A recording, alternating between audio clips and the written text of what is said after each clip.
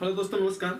जैसा हमने अपनी पिछली क्लास जो हम लिए थे ज्योग्राफी की, तो हम पढ़ रहे थे भारत के भू आकृतिक प्रदेश, जिसमें हमने उसके 3 डिवीजन किए थे। पहला जिसमें था पर्वत, उत्तर का पर्वतीय भाग, दक्षिण का पठार था जिसमें, और मैदानी भाग।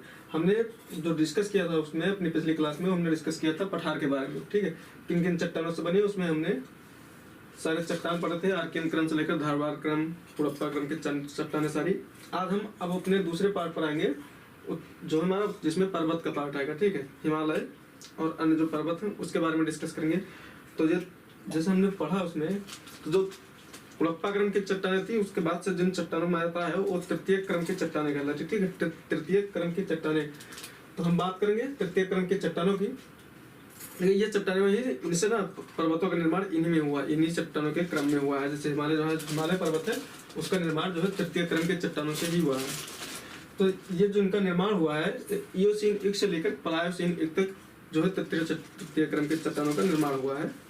इसमें मात्र हिमालय पर्वत जो हमारा है, हिमालय पर्वत इसी युग की चट्टानों से निर्मित है तथा इसका विस्तार कश्मीर में लद्दाख से लेकर असम तक है। किसका? हिमालय पर्वत का। जो हिमालय पर्वत का जो निर्माण हुआ है तृतीय क्रम के चट्टानों में हुआ है। ठीक है, हम बात करें ये जो है हिमालय जो असम, राजस्थान और गुजरात में जो ये हिमालय के जो क्षेत्र है, इसमें तो असम, राजस्थान और गुजरात, ये जो चट्टान है तृतीय क्रम के चट्टान जो यहाँ पाई जाती है, इन चट्टानों में जो खनिज तेल पाया जाता है। ठीक है, ये इसलिए महत्वपूर्ण है क्योंकि इनमें खनिज तेल पाया जाता है इन क्षेत्र में, राजस्थान, असम और गुजरात के क्षेत्र में।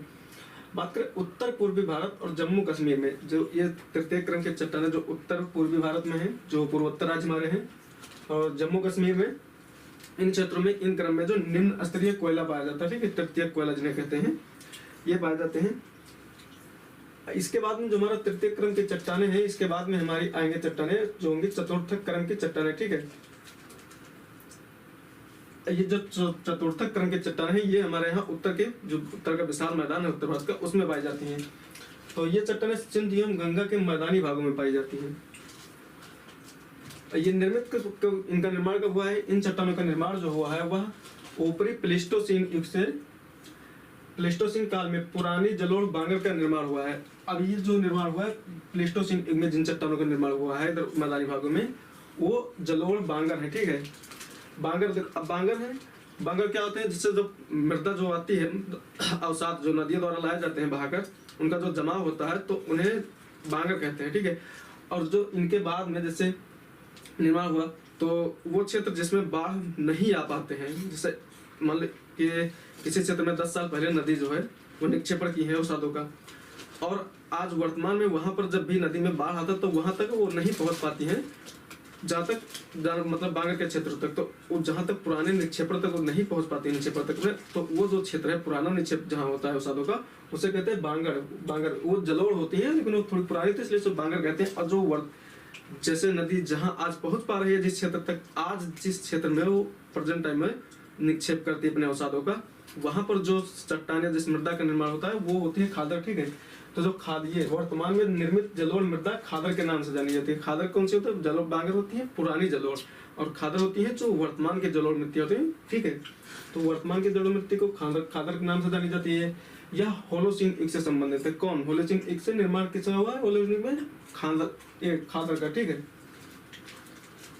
हम बात करें प्रायद्वीपीय भारत के तटीय भाग में भी इस मृदा का विस्तार पाया जाता है। किस मृदा का? खादर का। हमारी जो कश्मीर घाटी है, ठीक है, जो हमारा कश्मीर है, उसमें जो कश्मीर घाटी है वह कश्मीर घाटी का निर्माण कब हुआ है? तो कश्मीर घाटी का निर्माण प्लेस्टोसीन युग में हुआ। प्लेस्टोसीन युग से पहले ये क्या था? तो जहाँ आज कश्मीर घाटी है, प्लेस्टोसीन युग से पहले वहाँ झील थी। ठीक है, और प्लेस्टोसीन युग में उस झील में जो नदियों और हिमनदों द्वारा अवसाद लाए गए उनका निक्षेपण होता रहा।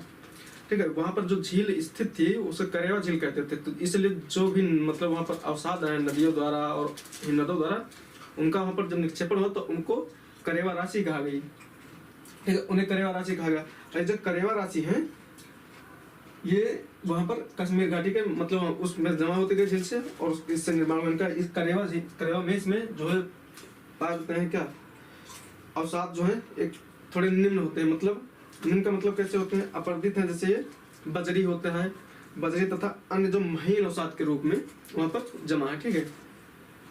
और पश्चिमी राजस्थान एवं थार के मरुस्थल में प्राप्त विभिन्न निक्षेप जो चतुर्थक क्रम की चट्टानों से संबंधित हैं। कच्छ का रण, ठीक है, ये जो हमारे यहाँ जो राजस्थान का क्षेत्र है, कच्छ का रण है, ये सब किससे संबंधित है? ये सब भी संबंधित है चतुर्थक क्रम के चट्टानों से, ठीक। कच्छ का रण प्लेस्टोसीन काल में समुद्र का भाग था, ठीक। कच्छ का रण जो हमारे गुजरात में पाया जाता है, प्लेस्टोसीन युग में ये क्या था? प्लेस्टोसीन युग में यह समुद्र का भाग था, किंतु होलोसीन युग तक निरंतर निक्षेपण से, नदियों द्वारा जो अवसादों का लाया गया निक्षेपण जो होता रहा, तो इससे जो है यह समुद्र के भाग से किस रूप में परिवर्तित हो गया? स्थल के रूप में परिवर्तित हो गया, ठीक। इसके बाद हम बात करेंगे, तो ये हमारा जो पहला अध्याय था जिसमें हम भारत की भूगर्भिक संरचना पढ़ रहे थे, वो हमारा भारत का भूगर्भिक संरचना हम अपने तीनों पार्ट पढ़ लिए। तीनों पार्ट कौन कौन से पढ़ लिए? हमने पहली क्लास में प्रायद्वीपीय भारत पढ़ा थे, ठीक है, प्रायद्वीपीय पठार, उसमें हम चट्टान पढ़े थे, धारवाड़, कुड़प्पा, आर्कियन, ठीक है। उसके बाद हम आज तृतीय पढ़े, दूसरे में हम पढ़े, ठीक है। आज की क्लास में हम अपना तृतीय क्रम की चट्टानें यानी उत्तर के पर्वतमालाएं, उनका निर्माण, और चतुर्थ क्रम की चट्टानें जो हमारी सिंध और गंगा का मैदान है या जो उत्तर भारत का मैदान है, ये डिस्कस होगा। तो जो हमारा पहला अध्याय था भारत की भूगर्भिक संरचना, वो हम पहला अध्याय हमारा समाप्त हो गया, ठीक है। अब हम आज की इस क्लास से शुरू करेंगे एक नए अध्याय की। दूसरा अध्याय होगा कौन सा? भारत के भौतिक प्रदेश। अब हम भारत के भौतिक प्रदेश की बात करें तो इनका डिवीजन करेंगे। देखो, भूगोल के में जो भूपृष्ठ पर जो भी उपस्थित होता है, मतलब स्थित वह क्षेत्र जिसे उसकी समरूप विशेषताओं, ठीक है, समरूप विशेषताओं के आधार पर सीमांकन द्वारा अन्य, ठीक है, क्षेत्रों से पृथक किया जा सके, उसे हम क्या कहेंगे? प्रदेश कहेंगे, ठीक है। जैसे मान लीजिए कोई क्षेत्र है, उसकी समरूपता अन्य क्षेत्रों से कैसे अलग है, मतलब इस आधार पर हम उसको, ठीक है, उनका सीमांकन कर सकते हैं। तो उनका सीमांकन जिस क्षेत्र का इस आधार पर किया जा सकता है वो प्रदेश कहलाएंगे। जैसे पठार, पर्वत, ठीक है, पठार की ऊंचाई अलग होती है, पर्वत की ऊंचाई अलग होती है, मैदानों की ऊंचाई अलग होती है, इस आधार पर उनका सीमांकन जब कर लेंगे तो उन्हें हम प्रदेश कहेंगे, ठीक। भारत में अगर देखा जाए धरातलीय लक्षणों की विविधता पाई जाती है, लेकिन भारत में जो धरातल में बहुत सारी विविधताएं हैं। देखिए, जब भारत में दक्षिण के पठार देख लीजिए, उत्तर में पर्वत पाए जाते हैं, मैदान पाए जाते हैं, तो इस तरह भारत की जो भूमि में भी पृथ्वी में विशेषता पाई जाती है। यहाँ पर्वत, पहाड़ी, पठार, मैदान सारे क्षेत्र पाए जाते हैं, ठीक। अगर हम इस आधार पर इसको विभाजित करें भारत के क्षेत्र को, तो हम सबसे पहले इसको आ जाएंगे। देखिए, उत्तर का पर्वतीय प्रदेश या उत्तर का पर्वतीय प्रदेश तथा पूर्वांचल की पहाड़ियां, ये हमारा हो जाएगा उत्तर का जो पर्वत क्षेत्र है। और जो पर्वत क्षेत्र जो हमारे पूर्वोत्तर राज्य में जो पहाड़ियां हैं, पूर्वांचल की पहाड़ियां, वो जो है इसी का पार्ट है, इसी से हुई है, ठीक है, हिमालय से ही या उत्तर के पर्वत से उनका निर्माण हुआ। तो हम इनको एक साथ रखेंगे, उत्तर का पर्वतीय प्रदेश तथा पूर्वांचल की पहाड़ियां। अब इसका डिवीजन करेंगे, ठीक है, ये हमारा पहला है, ठीक। अब इसके अंतर्गत हम जो डिवाइड करेंगे, तो हिमालय को जैसे भी डिवाइड करेंगे, देखिए पहले हिमालय का तो अनुदैर्ध्य विभाजन करेंगे, ठीक है। तो इसमें सबसे पहले जो ऊपर आ जाएगा ट्रांस हिमालय आ जाएगा, ट्रांस हिमालय या इसे हम पार हिमालय भी कहते हैं, ठीक है, क्योंकि जो ये है महान हिमालय, जहाँ से हमारा हिमालय शुरू होता है, माना जाता है कि हिमालय महान हिमालय के बाद से शुरू हुआ, ठीक है। तो महान हिमालय के जो दक्षिण में पाया जाता है या महान हिमालय से पहले जिन पर्वतों का विकास होगा, जिन चोटी होगा, वो आ जाएंगे किसमें? ट्रांस हिमालय में। ट्रांस हिमालय के बाद हमारा जो आएगा महान हिमालय आ जाएगा, ठीक। महान हिमालय के दक्षिण में आ जाएगा लघु या मध्य हिमालय। लघु या मध्य हिमालय के जब और दक्षिण में आएंगे तो हमारा आ जाएगा शिवालिक श्रेणी, ठीक है। और उसके बाद पूर्वांचल की पहाड़ियां, ये हो गया उसका अनुदैर्ध्य विभाजन, ठीक है। उसके बाद हम देखेंगे इसका प्रादेशिक विभाजन देखेंगे। तो प्रादेशिक विभाजन में पंजाब हिमालय, कुमाई हिमालय, नेपाल हिमालय और असम हिमालय आ जाएंगे। देशांतर के आधार पर जब विभाजन करेंगे तो पश्चिमी हिमालय, मध्य हिमालय और पूर्वी हिमालय, ठीक। इसके बाद हम आएंगे किसमें? दूसरा पार्ट हमारा आ जाएगा इसका उत्तर का विशाल मैदान, ठीक है। पहला कौन सा होगा? पर्वत, ठीक है। दूसरा हो जाएगा भारत का जो उत्तर भारत का विशाल मैदान। अब हम मैदान को अगर डिवाइड करें तो दो तरीके से डिवाइड करेंगे, ठीक। इसका विभाजन होगा जलोढ़कों के आधार पर, ठीक है। जो जलोढ़क मतलब जो निर्माण मतलब निक्षेपण हुआ है नदियों द्वारा, जिन जलोढ़ों का, उनसे जिस आधार पर मतलब निर्माण हुआ है क्षेत्रों का, वो देखेंगे। और प्रादेशिक या राजनीतिक विभाजन देखेंगे। तो हम जब जलोढ़कों के आधार पर विभाजन करेंगे भारत के मैदानों का, तो हम सबसे पहले आएगा भाबर, ठीक है, सबसे उत्तर में। जहाँ से नदी आती हैं, सबसे पहले नदी है जहाँ से मतलब हमारा जब उत्तर से पर्वत श्रृंखला खत्म होंगी तो पर्वत श्रृंखला के नीचे जो सबसे पहला मैदानी भाग पड़ेगा वह क्या पड़ेगा, भाबर पड़ेगा। भाबर के बाद तराई क्षेत्र आ जाएगा, तराई क्षेत्र के बाद में बांगर आ जाएगा यानी पुराना जलोढ़, और उसके बाद में खादर आ जाएगा, इसके बाद में डेल्टा क्षेत्र आ जाएगा। ठीक, तो ये 5 डिवीजन 5 पार्ट किसके हो जाएंगे, ये हो जाएंगे जलोढ़ के आधार पर मैदानों का विभाजन। उसके बाद प्रादेशिक या राजनीतिक आधार पर विभाजन करेंगे हम। तो जब हम राजनीतिक या प्रादेशिक आधार पर विभाजन करेंगे तो हम देखिए इसमें आ जाएगा राजस्थान का मैदान, ठीक है। उसके बाद पंजाब हरियाणा का क्षेत्र आ जाएगा, फिर गंगा का मैदान आ जाएगा, गंगा के मैदान के बाद में हम देखेंगे ब्रह्मपुत्र का मैदान, ठीक है, या असम का मैदान। उसके बाद आ जाइए तीसरा पार्ट प्रायद्वीपीय पठार। प्रायद्वीपीय पठार में सबसे पहले आ जाएगा केंद्रीय उच्च भूमि पढ़ेंगे हम,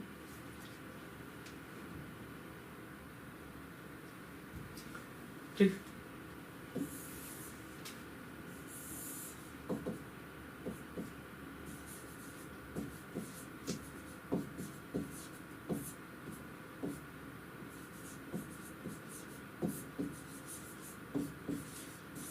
ठीक, केंद्रीय उच्च भूमि, इसमें हम केंद्रीय उच्च भूमि में पढ़ेंगे, इसको हम 2 पार्ट में डिवाइड करेंगे।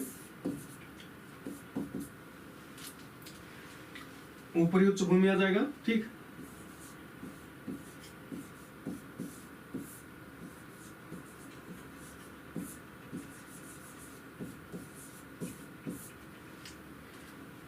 दक्षिणी उच्च भूमि आ जाएगा,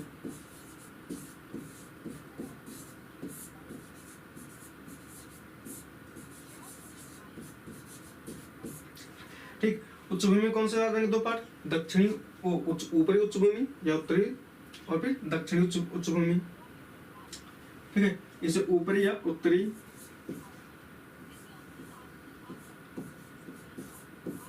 उत्तरी उच्च भूमि, दक्षिणी उच्च भूमि।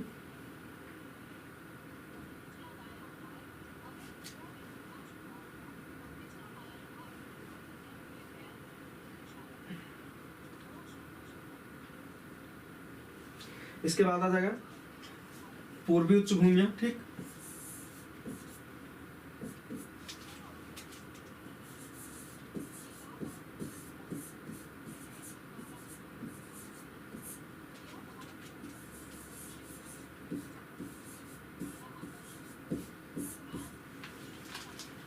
पूर्वी उच्च भूमि में बघेलखंड का पठार, इसको हम डिवाइड करेंगे सबसे पहले इससे, जो हमें पढ़ना होगा वो क्या पढ़ना होगा इसमें, बघेलखंड का पठार,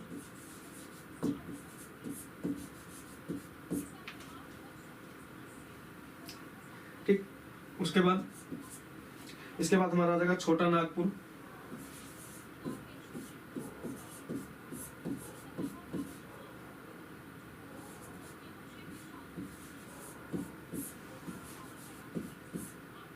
छोटा नागपुर का पठार, पठार लिख दूं मैं, ठीक। छोटा नागपुर के बाद पठार के बाद में हमारा कौन सा आएगा, गड़जात की पहाड़ियां,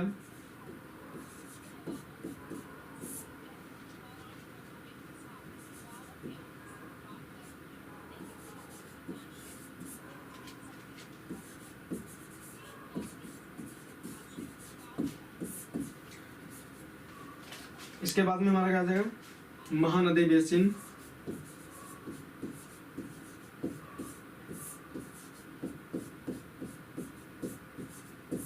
ठीक।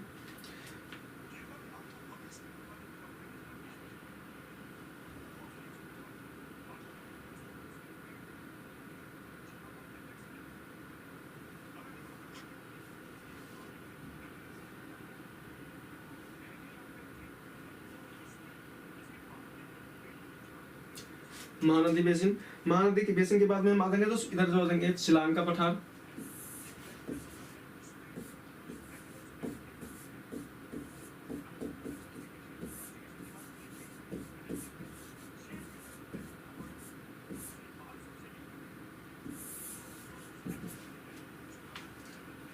ठीक। शिलांग का पठार या मेघालय का पठार,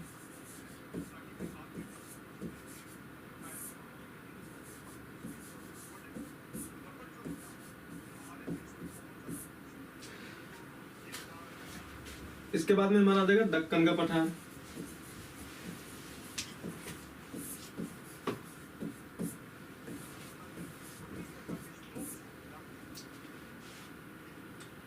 दक्कन के पठार में उत्तरी दक्षिणी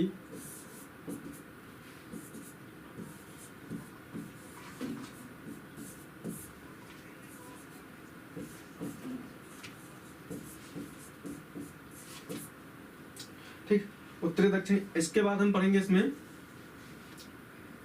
घाट क्षेत्र, ठीक है, जैसे पूर्वी घाट और पश्चिमी घाट।